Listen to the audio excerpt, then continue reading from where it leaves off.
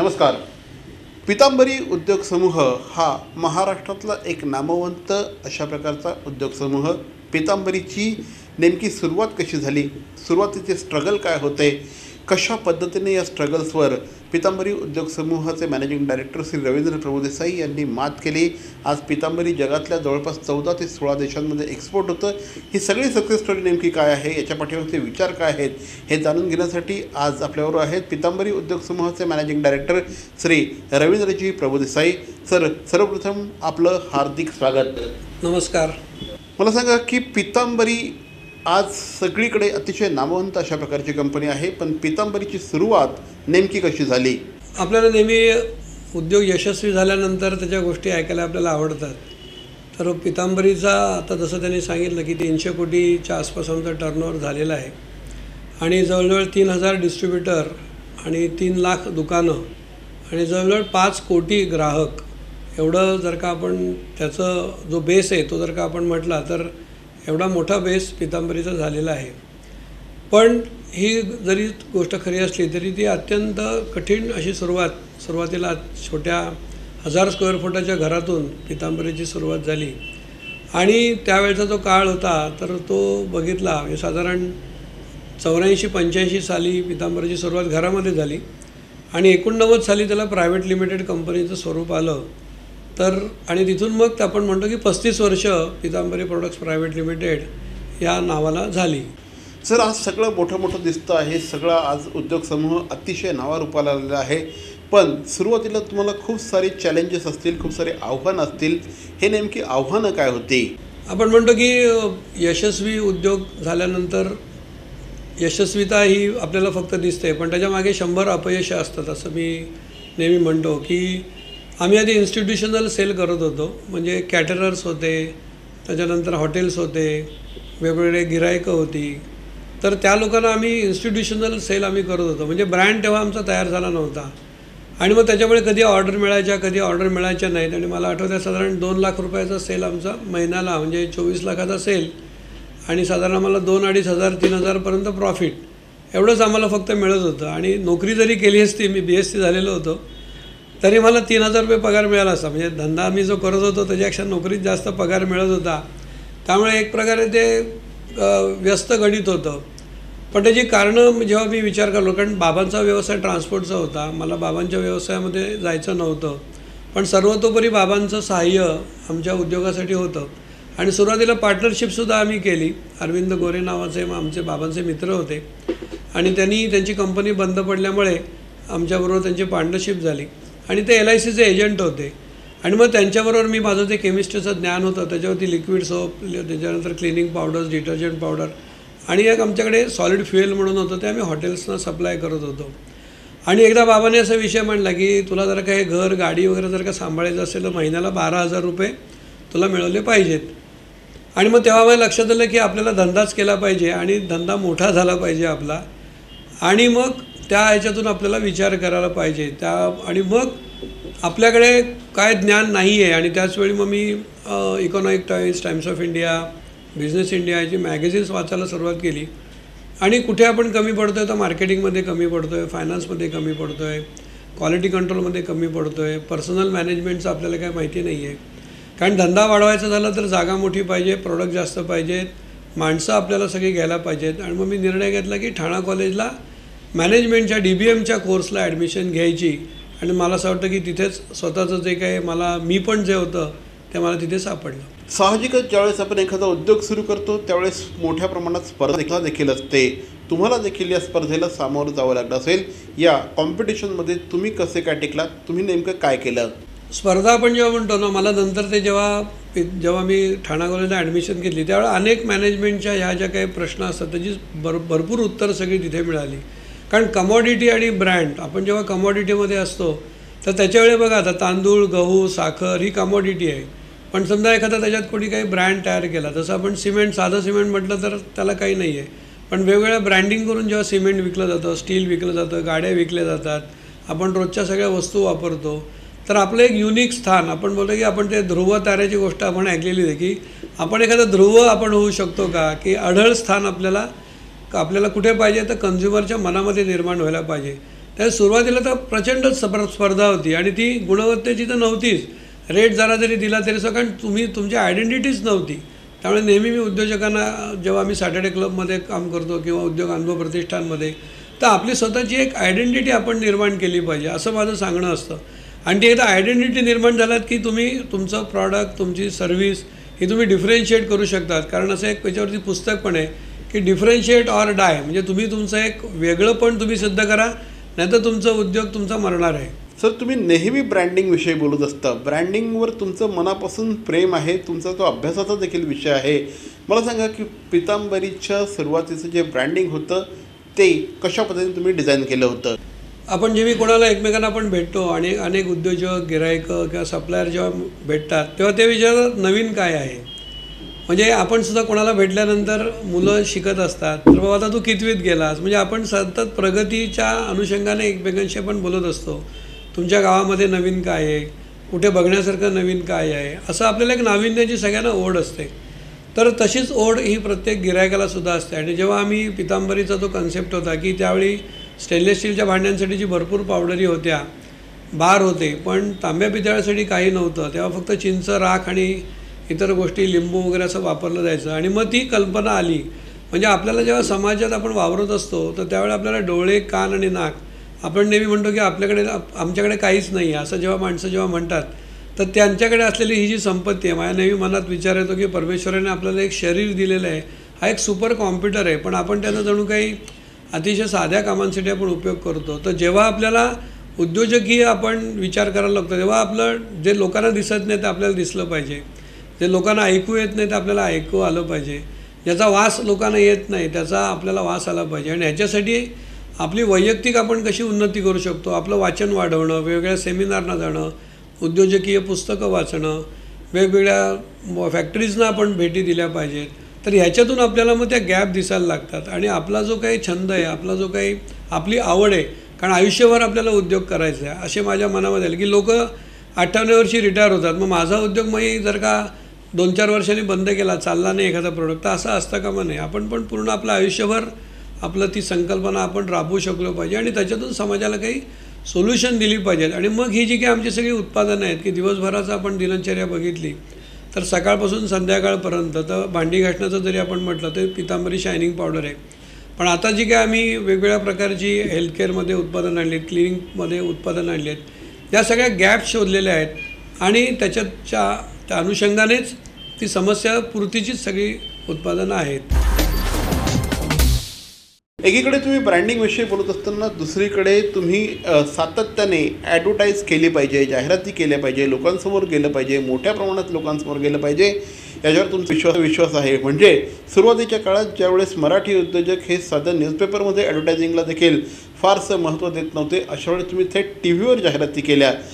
हे जे विजन होतं, हे विजन कशाप्रकारे डेव्हलप झालं? बऱ्याचदा आपल्याला म्हणजे जेव्हा आपल्याला ब्रँडिंग हा आपण शब्द म्हणतो की मोठमोठे आपण ब्रँड इंटरनॅशनल बघतो की ते भारतामध्ये सुद्धा येऊन चांगल्या प्रकारे त्यांची उत्पादनं विकतात, तर आपल्याला हा आधी एक कळलं पाहिजे की आपण कन्झ्युमर प्रॉडक्टमध्ये आहोत का आपण इंडस्ट्रीयल सप्लाय आपण करतो आहे.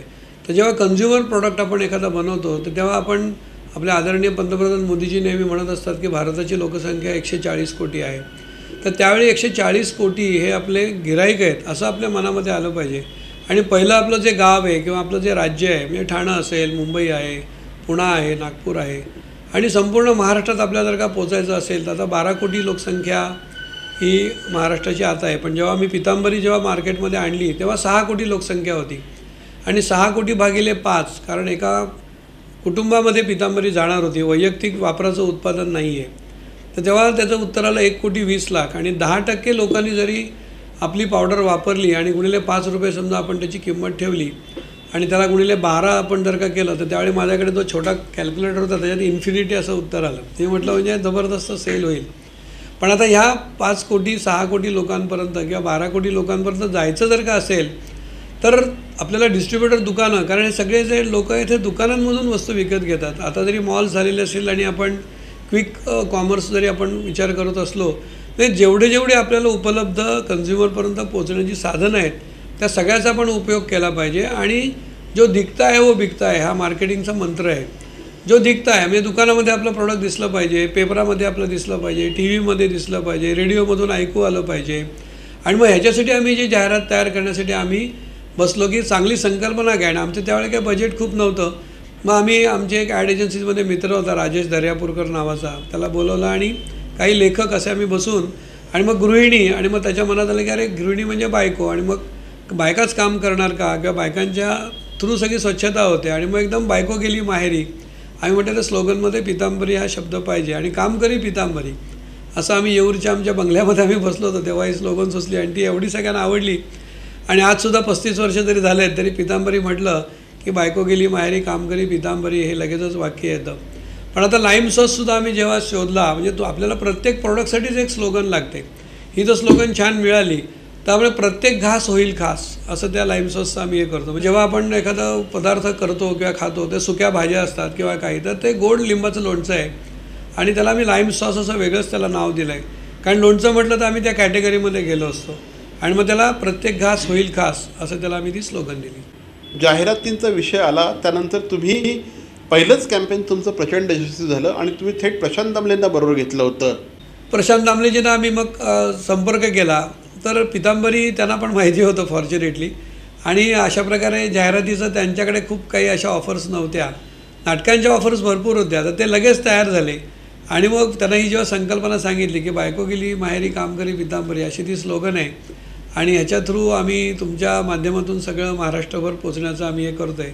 त्यांनी ताबडतोब होकार दिला आणि मग ती प्रसिद्ध जाहिरात आम्ही शूट करू शकलो. आणि त्याच्या आधारे भारतातच नाही पण महाराष्ट्रात आणि जगात जे सगळे महाराष्ट्रीयन गेलेले आहेत त्यांच्यापर्यंत आम्हाला सहज पोचता आलं. आज पितांबरीला प्रचंड मोठ्या प्रमाणामध्ये मागणी आहे. अगदी जवळपास 16 देशांमध्ये पितांबरी एक्सपोर्ट होतं आहे. सर तुम्ही लावलेलं हे बीज होतं आज हे एवढं मोठं झालेलं आहे, काय सांगाल? सुरुवातीला आम्ही महाराष्ट्राचा बरोबरच इतर राज्यांचा विचार केला आणि जवळची जी राज्य होती गुजरात, कर्नाटक, खाली साऊथमध्ये आंध्र, तामिळनाडू, केरळ आणि मग लागूनच असलेलं राजस्थान, मध्य प्रदेश, छत्तीसगड करत करत वरती दिल्लीपर्यंत आम्ही गेलो. आणि नेपाळ, त्याच्यानंतर बांगलादेश, खाली श्रीलंका ही जवळची जे देश होते तिथे आणि मग आपण अमेरिकेमध्ये, युरोपमध्ये जे काय महाराष्ट्रीयन सगळे गेलेले आहेत तर पटेल ब्रदर्स असतील किंवा धनंजय दातार दुबईला आहेत तर त्यांच्यामार्फत आम्ही जवळजवळ आता 25 देशांमध्ये पितांबरीची उत्पादनं आम्ही घेऊन गेलेलो आहोत. आणि त्याच्यामध्ये कसं दिसलं ज्यावेळी आपण सॅम्पल देतो लोकांना आणि तेव्हा त्यांना जेव्हा ते समोर बघून उत्पादन ते चांगलं काम करत आहे अशी जेव्हा त्यांना खात्री होते तर त्यावेळी ते लगेचच ते प्रोडक्ट ॲक्सेप्ट करतात.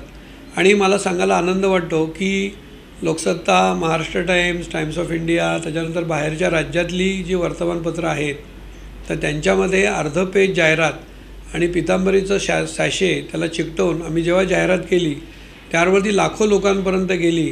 तर मला असं वाटतं की ह्या सगळ्या उद्योजकांनी ह्याच्यावरती भर दिला पाहिजे की जाहिरातीबरोबरच आपल्याला जर का आपल्या प्रॉडक्टचं सॅम्पलिंग करता येत असेल तर त्याच्यासारखी दुसरी गोष्ट नाही. सर एकीकडे मोठ्या प्रमाणात व्यवसाय करत असताना तुम्ही अध्यात्माला देखील तेवढंच महत्त्व देता. व्यवसायामध्ये अध्यात्माला खूप महत्त्व आहे असं तुमचं म्हणणं असतं, त्याविषयी सांगा. आता आपण हे नवीन जमाना आहे आणि IQ, EQ आणि SQ ह्याचा नेहमी चर्चा होत असते. ते IQ म्हणजे इंटेलिजंट कोशंट, EQ म्हणजे इमोशनल कोशंट आणि SQ म्हणजे स्पिरिच्युअल कोशंट. तर स्पिरिच्युअल कोशंट हा जो आहे हा सगळ्याला व्यापून राहिलेला आहे. तो फक्त इंटेलिजन्स आणि नेटवर्किंगच्या माध्यमातून धंदा मिळतोच असं नाही. तर आत्ता आपण बघतो की अस्थिरतेचं युग आहे. तर माझ्या असं लक्षात आलं की अध्यात्मातली तत्त्व ही उद्योगासाठी सुद्धा उपयोगी पडतात. जसं की स्थूलातून सूक्ष्मात या असं आपण म्हणतो. म्हणजे नामस्मरणातून आपण मानसिक नामस्मरण करणं किंवा मानसपूजा तर ते जेव्हा आपल्याला शक्य होतं त्यावेळी आपल्याला फॅक्टरीत न जातासुद्धा आपल्याला तिकडच्या गोष्टीचं प्लॅनिंग आपण इथे बसून पण आपण करू शकतो. आणि मन निर्विचार होतं आणि अनेक गोष्टी आपल्याला ज्या सतावत असतात प्रश्न त्यांची उत्तरंसुद्धा आपल्याला आतूनच मिळतात. आणि माझ्या असं लक्षात आलं की नामस्मरण हा अगदी सोपा हा गोष्ट आहे आणि ध्यानसुद्धा अतिशय सोपं आहे. तर अनेक समस्या आमच्यासुद्धा याच्यातून सुटलेल्या आहेत. आज खूप मोठ्या प्रमाणात स्टार्टअपचं कल्चर आलेलं आहे. आपण जिकडे पाहू तिकडे स्टार्टअप्सबद्दल बोललं जातं. काय सांगाल सर या स्टार्टअप्सविषयी, तुम्हाला काय वाटतं? बघा की आपण असं बघतो की प्रत्येक 10-10 वर्षांनी एखादं काहीतरी युग येतं किंवा फॅड आपण त्याला म्हणता येणार नाही. आणि मग त्याच्या खूप आहारी आपल्याला जाता कामा नये. तर आपण अन्न वस्त्र निवारा याच्या आधारावरती जे काय आपण उत्पादनं बनवतो ही लाँग टर्म स्वरूपाची असतात. आणि सायकल ज्या काही वेगवेगळ्या येत असतात की जसं एक मागचं युग होतं की 2000 सालचं ते .comचं युग होतं. तर तो कोसळल्यानंतर आता स्टार्टअपचं आलं आहे. पण आपण स्टार्टअप बघतो त्यातले 90% स्टार्टअप फेल्युअर होतात. तर मला असं वाटतं की हळूहळू म्हणजे भांडवल हे आपल्याला पाहिजे. बँकांकडे आता खूप जास्त पैसे पण आहेत आणि बँका पैसे द्यायलाच बसलेल्या आहेत. पण उद्योजकांनी जर का प्रॉपर आपल्या बॅलन्स शीट आणि प्रॉफिट अँड लॉस दर महिन्याला आणि आपल्याला प्रॉफिट किती मिळतो कसा मिळतो, मी नेहमी म्हणतो की सेल्स ही माया आहे आणि प्रॉफिट हे ब्रह्म आहे. तर आपण जर का प्रॉफिटेबिलिटी आपली दाखवली आणि लाँग टर्म आपलं उत्पादन कसं मार्केटमध्ये चालू शकतं हे जर का आपण दाखवलं तर आपल्याला ट्रॅडिशनल उद्योगामधून सुद्धा आपल्याला आणि मग तुमचा एक उद्योग 100 कोटी 500 कोटी झाल्यानंतर आपण जर का मार्केटमध्ये गेलो आणि पैसे जर का आपण उभारले म्हणजे शेअर मार्केटमध्ये गेलो आणि मग त्याला जर का आपण पुढच्या याची जर का जोड दिली तर त्याची नक्कीच यशस्वीता होऊ शकते. आणि आम्ही जो पितांबरीचं चालू केलं ते सुद्धा स्टार्टअपच होतं. म्हणजे स्टार्टअप हे भांडवल घेऊनच सुरू केलं पाहिजे असं नाही. उत्कृष्ट संकल्पना किंवा नाविन्यपूर्ण संकल्पना त्याला आपण स्टार्टअप म्हणायला पाहिजे. स्टार्टअपचाच विषय निघाला आहे सर, आता तुम्ही जे म्हणालात ते. पण स्टार्टअपमध्ये बर्न हा विषय खूप मोठ्या प्रमाणात आलेला आहे. प्रॉफिटेबिलिटीपेक्षाही हल्ली व्हॅल्युएशनला महत्त्व प्राप्त होतं आहे. तुमचं काय म्हणणं आहे एक्झॅक्टली? बऱ्याचदा काय होतं की आता ज्या लोकांकडे आपण बघतो की भारताची अर्थव्यवस्था आता डेव्हलप नेशनकडे होते, तर भरपूर पैसे ज्यांच्याकडे आहेत आणि ज्यांच्याकडे संकल्पना नाही आहेत त्यांना पैशातून पैसा वाढवण्याची घाई झालेली दिसते. आणि मग ते काय करतात की नवीन संकल्पना याच्यामागे पैसा लावणं आणि तो जाहिरातीच्या माध्यमातून त्याचा एक काहीतरी मोठा फुगा तयार करणं आणि त्या फुग्याच्या माध्यमातून त्यांचे पैसे त्यांना देऊन लोकांना पण त्याच्याबरोबर जोडीला घेऊन आपले पैसे कसे वाढवून मिळतील ह्याच्याकडे जास्त लोकांचा कल आहे. पण तसं न करता जाहिरात, त्याच्यानंतर R&D, कन्झ्युमर सर्व्हे ह्याच्यावरती जर का उद्योजकांनी लक्ष दिलं आणि आपला प्रॉफिट जास्त मिळवून हा प्रॉफिट पुन्हा जर का आपल्या उद्योगामध्येच जर का त्याची पेरणी केली, मी जसं म्हटलं की नवीन उत्पादनं शोधण्यासाठी, जाहिरातीमध्ये खर्च करण्यासाठी, जास्त लोकांपर्यंत जाण्यासाठी, तर तो सुद्धा एक चांगला विचार असू शकतो. आणि या स्टार्टअपच्या याच्यामध्ये कारण आपणच स्वतः पैसे, कारण बऱ्याचदा काय होतं हे मोठे झालेले उद्योग तेच लोक विकत घेऊन टाकतात. तर जसं ब्रिटिश इंडिया कंपनी बाहेर न आली ती तसंच आता या कंपन्यासुद्धा आपल्या उद्योग विकत घेणार की काय असं शंका मनामध्ये येते. तर आपलं ते काय आर्थिक स्वातंत्र्य आहे उद्योजकाचं, आपल्या देशाचं, ते हे जर का राखायचं असेल तर ट्रॅडिशनल उद्योगाला जर का आपण ही अशा स्टार्टअप संकल्पनेची जोड दिली आणि 100 कोटी टर्नओव्हर झाल्यानंतर भांडवल बाजारातून पैसे घेऊन आपला उद्योग मोठा केला तर मला असं वाटतं ते यशस्वीतेचं चांगलं सूत्र होऊ शकेल. सहृदय कॅपिटलिझम ही संकल्पना तुम्हाला नुकतीच तुमच्या वाचनात आलेली आहे, तुम्ही त्याच्यावर बरंच मंथन करताय, याविषयी सांगा सर. सहृदय कॅपिटलिझम, पण त्याला कॅपिटलिझम हा एक त्याला शब्दाची जोड आल्यानंतर मी जेव्हा आज विचार करत होतो की माझ्या असं लक्षात आलं की पितांबरीचं जर का त्याचा अभ्यास केला तर ग्रामीण आणि शहरी ह्याच्या दोन्ही गोष्टी जिथे डेव्हलप होतात आणि आपण सामाजिक आणि आध्यात्मिक उद्योजकतेचा जर का आपण विचार केला तर एक वेगळ्या प्रकारची संकल्पना मी आज मांडू इच्छितो आहे की ग्रामीण आणि शहरी डेव्हलपमेंट आणि त्याला जोड सामाजिक आणि अध्यात्माच्या बांधिलकीची आणि मग नीतिमत्ता उद्योजकता असं जर का आपण ते सूत्र जर का आपण म्हटलं तर नवीन डॉक्टरीन मला असं वाटतं पितांबरी सगळ्या उद्योजकांना देऊ इच्छिते. आणि ह्याचा जर का आपण सगळ्या गोष्टींचा आपण विचार केला की शहरांमध्ये आणि ग्रामीण, कारण 65% लोक ग्रामीण भागामध्ये राहतात, तर त्याला जोड दिली आपल्या उद्योजकतेची तर नक्की यशस्वीता आपल्या गळ्यात माळ घालेल याची मला खात्री वाटते. सर, पितांबरीचा व्याप तुम्ही प्रचंड मोठ्या प्रमाणात वाढवला आहे. अतिशय तरुण वयामध्ये तुम्ही हा व्यवसाय मोठा केलात. आज तुम्ही अनेक जण तुमच्याकडे मार्गदर्शनासाठी येतात, या तरुणांना तुम्ही काय सांगाल? नवीन उद्योजकांना मला नेहमी असं वाटतं की त्यांना खूप असं अर्धा ग्लास किंवा पाऊण ग्लास रिकामा, कारण ते सुरुवात करत असतात आणि शून्यातून सुरुवात करतात. तेव्हा आपण छत्रपती शिवाजी महाराजांचं सुद्धा आपण उदाहरण ठेवलं पाहिजे. आणि त्यांनी जसा गनिमी कावा हा त्यांनी एक मंत्र त्यांनी घेतला, तसं इनोव्हेशन हा गनिमी कावाचा एक प्रकारचा. तर मी जसं म्हटलं की आपलं सुदृढ शरीर, निर्व्यसनिता, त्याच्यानंतर त्याला अध्यात्माची जोड आणि उद्योग करण्यासाठीची प्रचंड धडपड आणि आपण ज्या युगात आहोत त्याच्या कुठल्या समस्या आहेत आणि ग्राहकांच्यासाठी काय आपल्याला देता येईल. तर मला असं वाटतं की फूड इंडस्ट्री ही खूपच चांगली गोष्ट आहे आणि आपण त्याचं टेस्टिंग स्वतः आपण करू शकतो, लोकांनाही कधीही त्या वस्तू खाता येतात.